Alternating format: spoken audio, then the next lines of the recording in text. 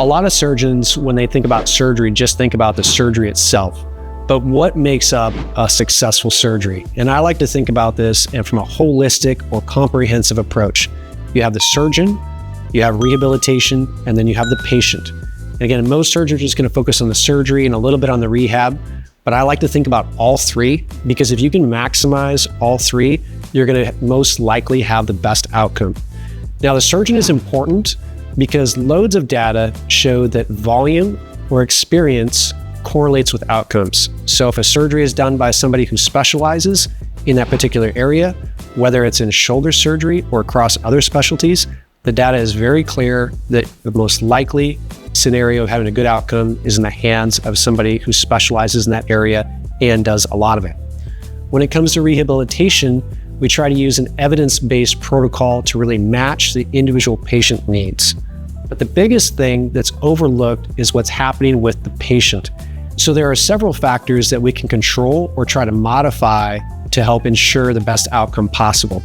Now, I like to think surgery as not beginning at the time of when the actual knife to skin occurs, but beginning earlier by preparing or prehabilitation. And there are studies that demonstrate that if somebody increases their physical activity, if they are paying attention to their diet, and they have stress-based reduction ahead of time, they're more likely going to have a good outcome. So how do we do this? Well, specifically with regard to the shoulder, I like to encourage prehabilitation exercises, rotation exercises involving the rotator cuff, strengthening the deltoid, because that's going to help maintain bone density and muscle that helps improve outcomes over time. The big one that I think surgeons really miss the boat on in many cases is nutrition. And there's a lot of things that we can do in the nutrition aspect to help improve outcome. For instance, once you have surgery, your stress response results in the need for protein increasing by 50% after surgery. So what I encourage my patients to do is to increase their protein intake prior to surgery and then maintain that afterwards for at least a couple weeks, but up to 3 months. If we look at data in this regard, those who consume high protein amino acids prior to surgery and continue that afterwards have a quicker recovery and they have better maintenance of strength. They even tend to have better outcomes later on because they've met this critical period. So it's really important that we have higher protein intake prior to surgery. I recommend a couple of weeks, but certainly afterwards up to 3 months. In addition with this, there's a benefit of having a carbohydrate load the night prior to surgery. The data shows, for instance, that individuals who undergo surgery are going through a long period where they're essentially starved. And again, surgery is a stressful event. You have a need for energy. So if you're not eating for 16, 18 hours prior to surgery, you actually have metabolic consequences. So I encourage my patients, just like an athlete would prior to going and running a race, to have a carbohydrate load the night prior to surgery. The key, though, is having a medical grade carbohydrate load that does not have a high sugar content so you don't drive your glucose levels high. Another study that's interesting on this topic looked at patients undergoing rotator cuff tears or repair and found that those who had nutritional deficiencies, which was 50%, had a much lower healing rate. In fact, it was much larger than age or tear size, which is really speaking to the fact that biology of the individual is very important. So we want to try to optimize that biology to ensure the best outcome later. One step further, what I like to do for my patients is to think about vitamin intake and glucose. So how do we do that? Well, one thing we do is we measure vitamin D levels, because vitamin D deficiency is present in 30% of individuals in the United States.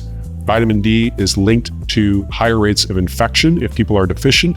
It's also related to lower healing of the rotator cuff. So if we can identify those people in advance by preparing the 1 to 2 months in advance, I'll recommend everybody at the minimum take 800 international units of vitamin D prior to surgery. But if we can recognize or identify those people who are deficient, we can treat them with higher doses of vitamin D so they can be in line to have normalized levels going into surgery and then supplement afterwards. There's some additional things like vitamin C is very beneficial in reducing pain. Magnesium can help with sleep and pain. Another consideration is glucose control. Now, one way to do this that I will help support my patients do is use a glucose monitor, so a continuous glucose monitor, because there's lots of data that shows that even in non-diabetic individuals, glucose levels spike after surgery. And the duration of those spikes is correlated with complication. So if we can reduce those spikes, we're not going to eliminate them, but if we can reduce those spikes, we can perhaps have a benefit of patients having quicker recovery and a lower risk of complication. So I recommend that my patients do continuous glucose monitoring prior to surgery and after surgery for a couple of weeks.